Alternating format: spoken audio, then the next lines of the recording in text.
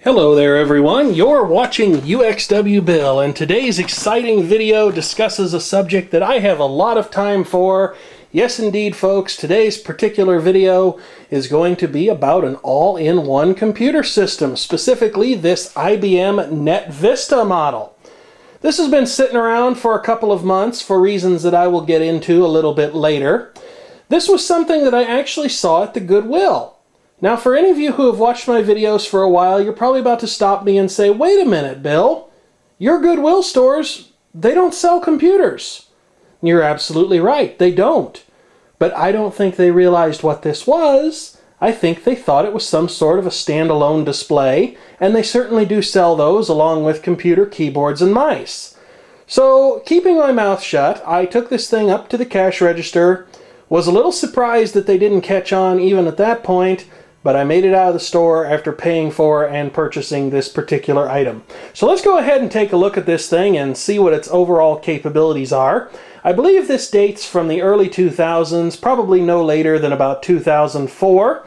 It is an Intel Pentium 4 based computer that was designed for Microsoft Windows 2000 Professional, and that is in fact the COA that it bears. So I think it might actually be a little bit earlier than 2004, because by that time Windows 2000 wasn't too far away from entering its extended support phase, and while you could still get it new at retail, I know because I did, I'm sure that Microsoft was trying to push people to XP, especially if any of those people happen to be buying new computers. So what did you get if you bought this particular IBM NetVista back in the day? Well, you got what appears to be a positively gargantuan, at least for the time, 17-inch LCD panel. I know it looks small, but I swear to you, I believe at least, that it is a 1280 by 1024 17-inch LCD panel with a monstrous bezel. I don't know why IBM thought this much bezel was necessary, but apparently they did. Now, some of the reason for the bezel has to do with the built-in stereo speakers. Of course, there's also a set of controls down here. You get everything that you would expect, such as power on and off and brightness adjust. But what does this button over here do? Well, this has kind of a mysterious looking icon associated with it, although apparently I can't hope for the camcorder to focus on it. Better make sure it's not set to manual focus. Hang on, I'll be right back. Okay, no, it is indeed not set to manual focus. I just had to check. This is actually a camcorder that has actual control buttons on it. What a concept. So let's see if I can make myself look smart, stupid, or something here on video. Let's see. There we go. Almost had it. Almost had it. No, there we go. What could that button possibly do? It's certainly a curious looking thing, isn't it? Well, the answer is this computer has an optical drive tucked all the way up in here, and I think that when this button is pressed, it'll lower that drive for us. Now, it can't hope to do that without power, but in just a little while we'll throw some power to this thing and see what it does. And believe me, the power portion of this particular video, that is where the interesting story really lies. You see, IBM, I don't think they sold a whole lot of these. I have never seen one of these before in a business environment or anywhere else. In fact, there's only one place I ever have seen them, and I'm getting a little bit ahead of myself. So before we get into that, let's go ahead and turn this around, take a look at it and see what's going on here. See again what you get on the back. There's what I happened to pay for it back in the day. It's dated January 19th of 2015. So I've had this computer for almost a year, and up until recently didn't even have a power supply for it. You can definitely tell that the folks at the Goodwill are not too good at picking out computers from plain old monitors, but I'm hardly complaining about that, because I consider this, even if it is a Pentium 4, to be something of a score. They have 4 USB ports, might even be USB 2.0, we'll see in a bit. The power connector, again, of which more later. A parallel printer port, meaning that we're well on the way toward establishing this as a real computer with some legacy ports on it, which is actually kind of surprising. Another thing that's kind of surprising is how few tools are actually required to get into a significant portion of this computer's hardware. For example, here we're looking at the back of the optical drive mechanism, and I know this does come apart further than that, but I can't remember exactly how, because like I say, it's been almost a year. and I've slept since then. But perhaps even more interestingly than that is the presence of these keys. What could they do? Well, the answer is very simple. They go into this key lock on the back. What does this key lock do? Well, it keeps people from stealing your computer hardware. How does it do that? Well, again, it's simplicity itself, because you see, once again, to get at major portions of this computer, no tools are required. That's right, the back panel simply comes off if you actuate two levers. You just push these inward, and then the back comes off the computer, and Bob's your uncle, or in my case, late grandfather. Another thing that you get, rather surprisingly, behind this interestingly reflective, polished, shiny plastic piece, which is a notable departure from the flat matte plastic finish on the rest of the machine, are two expansion slots. I believe they're both PCI, but we'll know in just a minute. You even get some cable guides. IBM really did a good job on the design of this thing. And while I expect that you were probably intended to use a USB keyboard or mouse, look at that. Actual PS2 ports. Again, a very nice touch, especially if you had some PS2 input devices that you wanted to use with this machine. Because say what you will about USB to PS2 adapters, they really just don't work like they ought to most of the time, especially with certain devices such as, again, very popular keyboards. Here's some information about the type and the model. This is a 6274-18U. You can see the serial number there as well. Seems to be a departure from IBM's classic numbering scheme back in the day, where the first two digits of the serial number before the hyphen told you of the country of manufacture, and then the rest, of course, was sequential production line information. Well, in order to go ahead and get this apart, I'm going to have to stop the camcorder because it looks like I need the use of both of my hands, and once again, I'm too lazy to go and get a tripod. And here we are looking at the internals of the computer. You can see this is a very nice, neat little package. Whoever designed this at IBM, or for IBM perhaps, did a very good job. But I think IBM still had a significant amount of input into the design, as they certainly used their own hard drive. This is dated February of 2002, so this computer must be about a mid-2002 model. Here is the microprocessor heatsink, a number of electrolytic capacitors that through some inexplicable miracle, none of them are domed or bloated. I know this one looks like it, but it's just got a dot of paint on it. It's not been damaged. They must have gotten the last of the good capacitors, because that was right around the time that the capacitor plague was getting into full swing. We have one little cooling fan here of unknown purpose, and then we have another much larger cooling fan here, which is for the microprocessor. There's a heatsink tunnel that it blows through, so this is not a fanless computer, although anything with a Pentium 4 that was fanless, well, I think that kind of engineering was probably almost too miraculous even for IBM to pull off. So, we've got some fans. And once again, there is a continued aspect of toolless design to this system. Watch me do this incorrectly. You can lift up this hard drive and simply pivot it back to get a better look at the motherboard.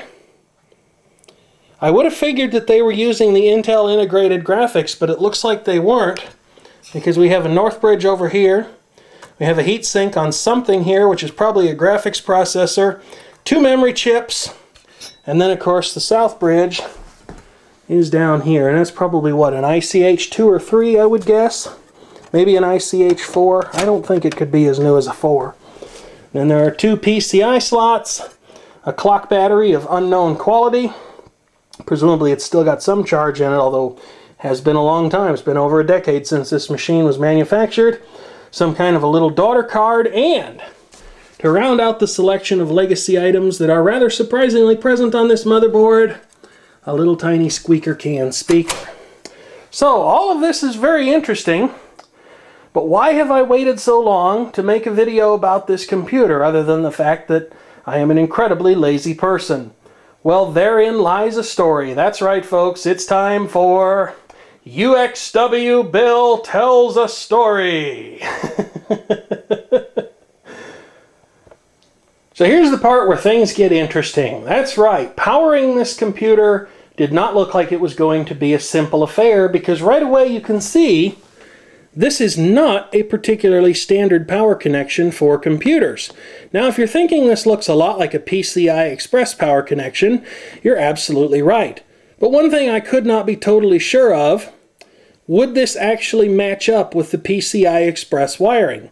Now, it might have been a small effort with the work of a multimeter to figure that out for sure, but I didn't ultimately bother because I wasn't sure I owned a power supply that was beefy enough to fire up this whole computer. You see, upon inspecting things inside here, I came to the conclusion that it looked like this thing ran from a couple different 12-volt rails, but that was the only voltage being supplied to it from the power supply. And again, the layout looks very much PCI Express-like when it plugs into this daughter card down here, but I just couldn't be sure of that, and I didn't have a power supply that I believed could carry the entire load of an admittedly power-hungry Pentium 4 all-in-one computer and all its ancillary devices such as the hard drive, LCD screen backlight, and everything else. What's more, when I went to eBay, because eBay has everything, sometimes if you're willing to pay a pretty painful price, I couldn't actually find any power supplies there either.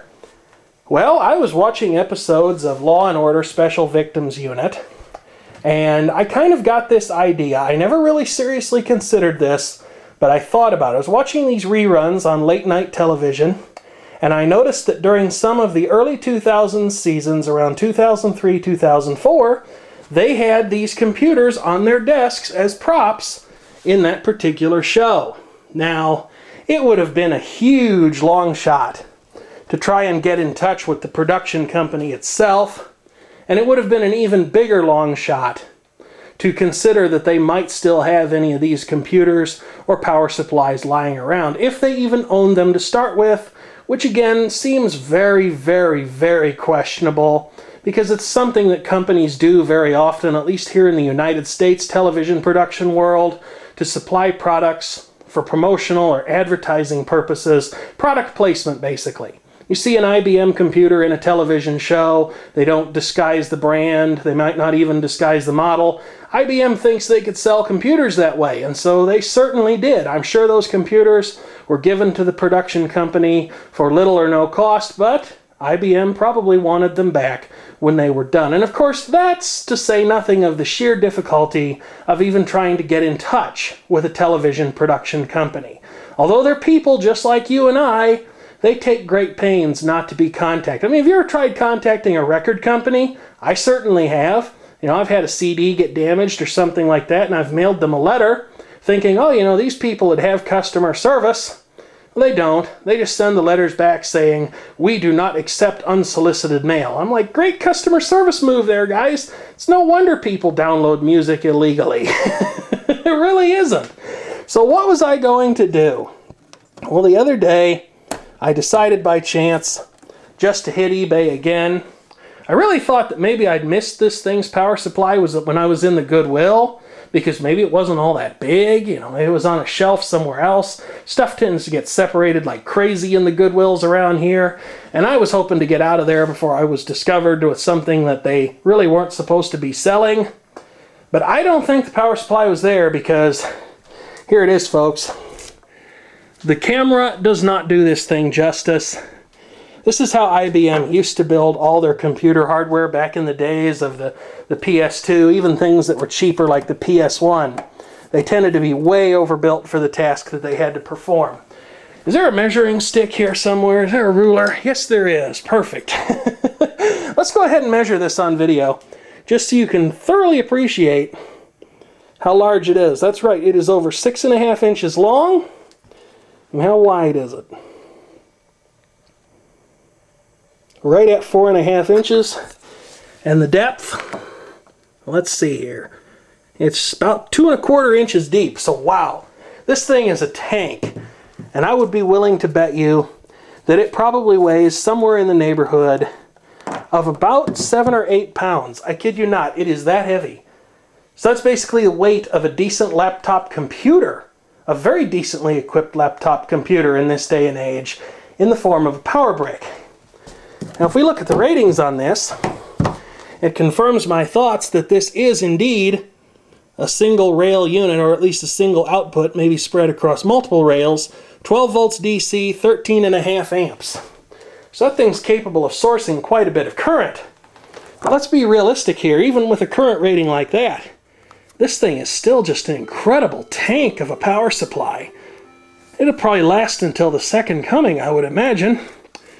Alright, the time has come to see almost a year later if my toy works. So we'll go ahead and hook this up. I'll find a power cord somewhere around here. You know, computer nerds like myself typically have plenty of those, but lately it seems I've scared them all away, or maybe they're forming a rat king in the basement, who knows. That's your Wikipedia lookup homework for the day, if you don't know what a rat king is. Alright, are you ready for this?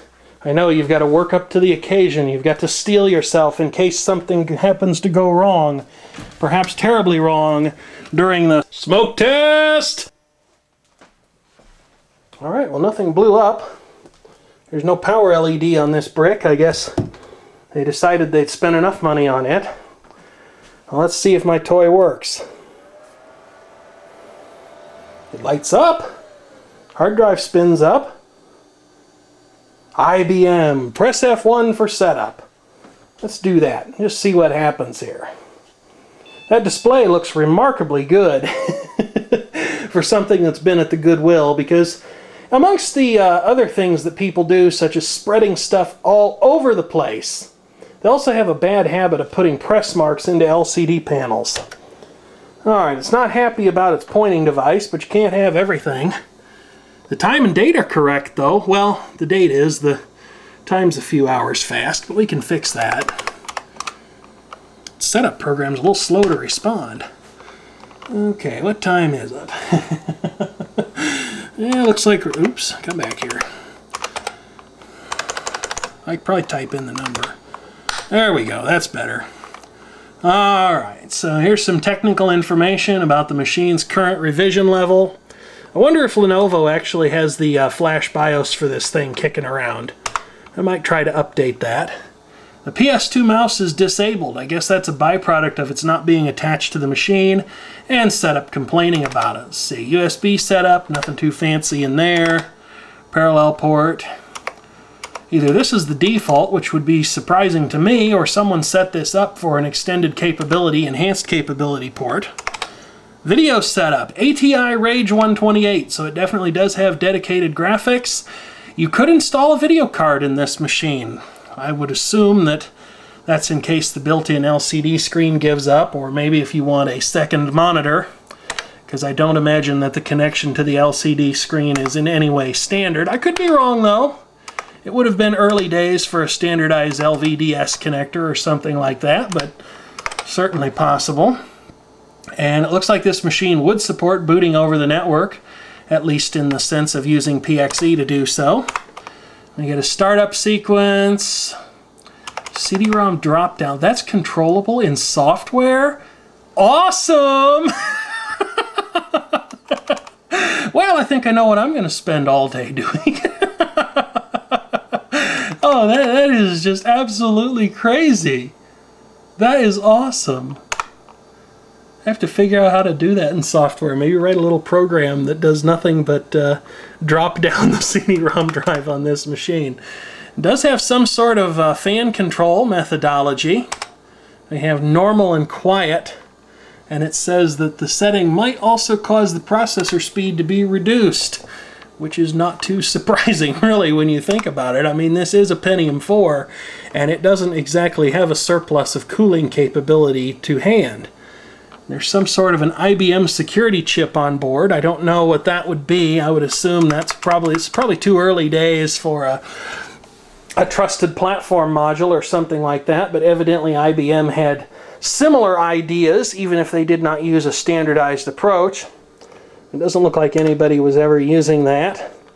Various ACPI and power management information. This thing actually indicates that it supports advanced power management as well as ACPI, and it lets you govern the timeout for system standby, which probably won't make any difference under an operating system like Windows 2000 or XP, where control of the hardware is wrested away from the system BIOS, but I don't want it doing that, so I'm going to turn it off anyway. No hard drive timeout. Well, it is enabled, but I guess you don't get to set a time for it. And then I want this thing to stay off in the event of a power failure. You can set it to power on at a particular time of day, or to wake on LAN if you desire to send it a magic packet, direct it to do so. Believe it or not, I've never actually done that. So let's go ahead and save and exit from the setup utility and just see what, if anything, this machine might boot into. No signal, it says. It's kind of surprising. It almost suggests that the LCD is a much more separated module than I would have thought. Yep, that's Windows 2000. I knew it from the moment I saw the progress bar. Of course, I won't have the password for it. So I'll either have to wipe the hard drive, which certainly should be done, or I'll have to reset the password and just force my way on into the system. I can't imagine this has been set to a blank, but we'll find out. Nope, no such luck. The onboard sound works, though. Let's see. I'm sure you're all sitting there in the crowd itching to see me do this. Let's see if the CD-ROM lowering button actually works. I just have to see this. Oh, that is completely freaking awesome. Just push that up and drop it down. Push it up and drop it down. This is probably how a person gets kicked off of YouTube. Yeah, that's the rest of my day set. The drive opens, it's a good sign. It closes, it's nice and quiet too. DVD multiplayer, so not a disc burner, but definitely well equipped for its time. So I guess we'll see what I can do about this, and I'll be back directly. I have arranged to give this system a connection to the network, and while I had to venture into system setup to make a little bit of a change and put the network adapter on the boot list, I have now done so. So let's see if we can PXE boot something in the kitchen. Well, I managed to do it in the garage, and this is closer, so ought to be easier, at least in theory. See if it works. Oh yeah, it works. So we'll go ahead and do naughty things in here to this system's installation of Windows 2000. If it didn't just lose the plot, which it's kind of looking like it might have. That's not good. Alright, well for some reason it refused to let me into the ERPXE main menu, but there's a quick launch menu as well, and I did manage to get into that. So let's see if we can actually reset this thing's password and sign on to it. I should probably pay a little more attention to what I'm doing here. But I think I can do this. I've done this enough times in the past that shouldn't be a big deal. Alright, we'll clear and blank the password. And then we'll quit this program, write our changes to the disk. We do not need a new run. And let's see if this thing will actually handle a warm boot request. Doesn't seem to, so let's just see if it'll do it from the command line. There we go. Then we'll go into system setup and put the boot order back the way it ought to be, although I wouldn't have to because the hard drive is first. Well, let's just see what this crazy thing does. And hopefully I won't have reason to turn the video off suddenly. I mean, you never know what you're going to find on a computer that you've acquired on a second-hand basis. If you find something that'd make you have to turn the camcorder off or clear the hard drive sooner than immediately. But I think this machine probably came out of a corporate environment, and just taking a guess, it looks like it was probably used as just some sort of a simplistic terminal to get to line of business applications that would reside on a primary server or even something like a mainframe. Let's just see what we get here. PCI device. Found new hardware wizard. I wonder what kind of hardware we found. I really don't care, but I'll just cancel that. This looks like a pretty clean installation, though. I like that IBM icon. 3Com Discovery New. Wonder if this is IBM wallpaper here in the background. Guess it's time to find out what native resolution this panel supports. Somebody has configured Explorer to operate in the desktop is a web page mode. That is to say, you click on everything just once as though you're following hyperlinks on a web page. It's one of Microsoft's ideas from back in the Internet Explorer 4.0 days, still carried over to Windows 2000. I think it was still, it was still present in Windows XP, and it might still be there today. I don't know, because frankly I find it annoying and I don't set it that way. Alright, so here's our resolution. I'll go ahead and turn that up to 1280 by 1024 and see if smoke starts pouring out of the display panel, as it probably will. But no, we're up to 1280 by 1024, and this panel is very sharp. It's got an excellent display for as old as it is. I don't know if we get any kind of on-screen display that tells us how high up the backlighting has been turned. It's at about halfway, so yeah, it's in pretty good shape for its age. That's pretty impressive. I should really go get a mouse, don't you think? Rather than doing everything with the keyboard shortcuts. It's handy stuff to know. It does appear that this is official IBM wallpaper, so there's really nothing interesting on this computer, at least not that I could see right away. I wonder if I could make any kind of a backup of the recovery methodology that's included on this system. Rapid Restore PC installation program makes it easy for you to back up your entire hard disk, including the operating system and all of your data applications and personal settings, to a compressed image on a protected area of your hard disk. So, I don't think this is going to serve to make any kind of bootable recovery media. But before I go ahead and close this video up, one thing we can take a look at is this system's hardware roster. 256 megabytes of memory installed, a 1.8 gigahertz Pentium 4. I don't know its front side bus speed because I don't actually have anything installed to tell me that, and the information did not appear to be present in the BIOS setup utility. Very creative computer naming here. IBM All In One, but since it looks like this is a pretty fresh installation of the operating software, it looks like the previous owner of this computer intended for someone to get a hold of it and be able to use it, although that's not what happens at the Goodwill stores around here. So let's go ahead and see what's inside the device manager. ACPI uniprocessor PC, just what we'd expect. IBM hard drive, a Rage 128 Ultra graphics adapter. That would have really been something back when this thing was new. It would have been entirely decent.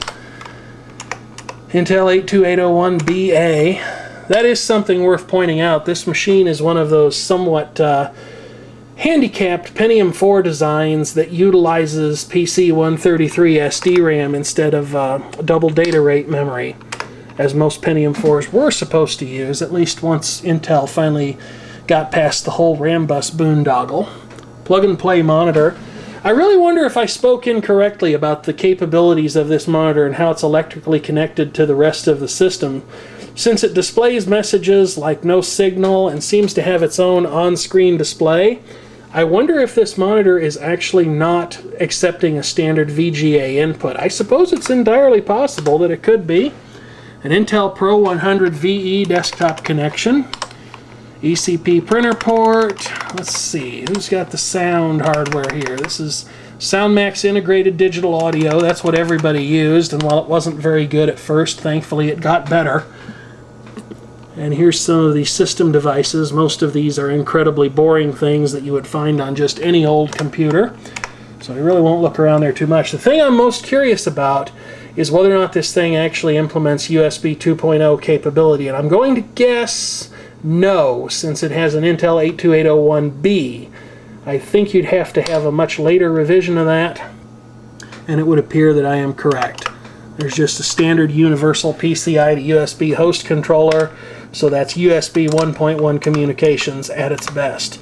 This was definitely pretty early days for a socket 478 Pentium 4. Alright, well, I've certainly had a good time sharing this computer with you. I hope that you have enjoyed watching the video, and as always, I encourage you to leave a comment if you happen to have one pertaining to the subject matter of this video.